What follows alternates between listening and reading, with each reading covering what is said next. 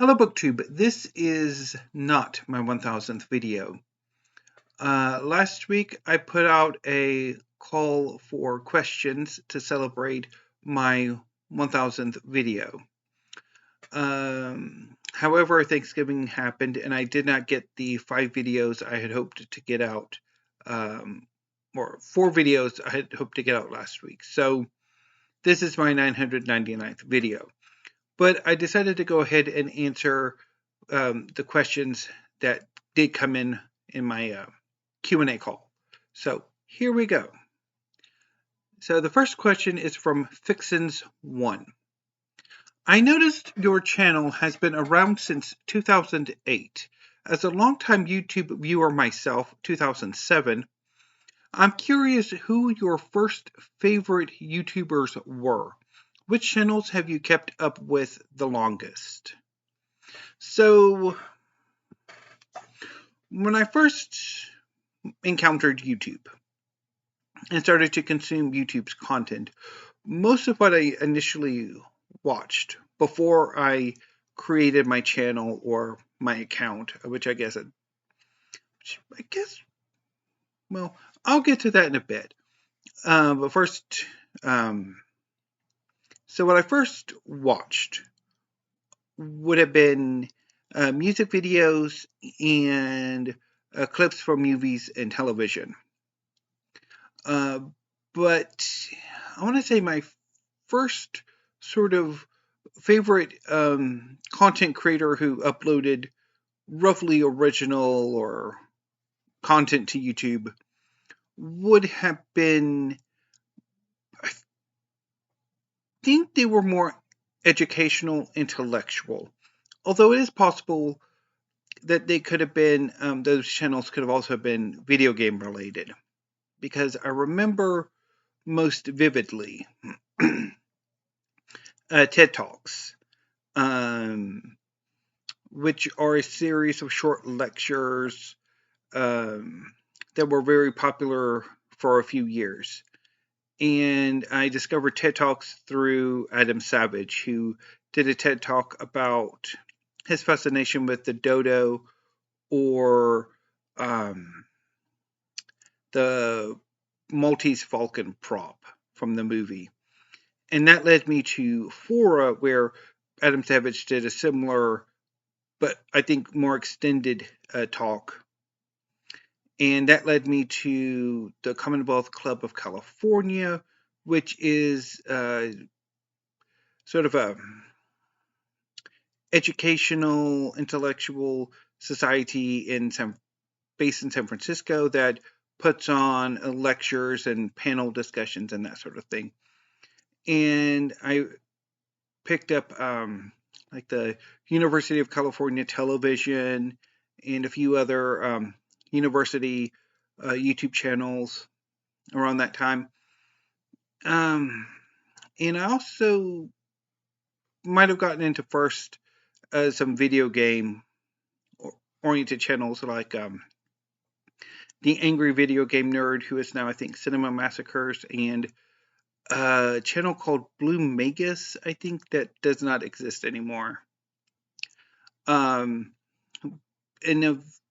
I think of those groupings, I would say probably my favorite would have been the Commonwealth Club of California, because that's the one that I'm still subscribed to. I'm still subscribed to the Commonwealth Club of California and University of California Television, although I don't watch them nearly as much as I used to. In part because the Commonwealth Club's not really putting on anything that I find really interesting, and the University of California Television hasn't really done any performances from the La Jolla Symphony out of San Diego. Oh yeah. But I kind of wonder, would just having an account classify as a channel, or would you actually have to be like an active content creator to have a channel? I've always kind of wondered about that now. But anyway, David Wardrop 9214 asks, in your opinion, what is the best manga of all time? I'm not the most well read on manga. I mean, there are hundreds, if not thousands, of series. And I've only really read a small fraction of them, and particularly of one demographic genre. So I'm not entirely sure how qualified I am to answer this. But I would say, in general, probably the work of Tezuka, Osamu Tezuka. He really innovated a lot of what modern and contemporary manga is. Although I've never read his work. I don't know how available they are in English translation. From what I have read or am familiar with, I would say probably One Piece. Because it's has been the most popular manga series in Japan for well over 2 decades now, and has really sort of changed the landscape, I think. And it's also really good, although I haven't read nearly as much of One Piece as I would like. And finally, Fritz Squid 4711 asks, what are your collecting goals for 2024? So I'm starting to have an idea of what some of my goals will be for 2024, particularly with manga. I want to continue with the series that I'm actively collecting that are still ongoing, and perhaps add some more series. I would also like to complete Magic at the Labyrinth of Magic by Shinobu Otaka. I have all but 3 volumes. So I'm missing 21, 26, and 27. And I would like to finish off the series, like to complete the series by next year so I can fully read the entire series. Although hopefully that'll be possible. And also like to continue and to focus quite heavily on Naruto. So far I have 29 of 72 volumes. More will be coming in December.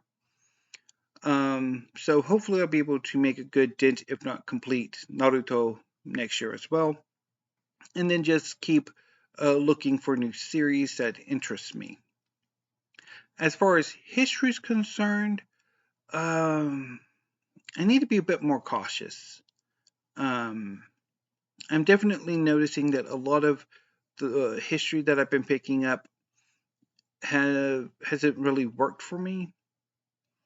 So I want to sort of be a bit more mindful of what I add and also focus maybe a bit more on what I'm interested in rather than just picking things up from catalogs because they're not that expensive.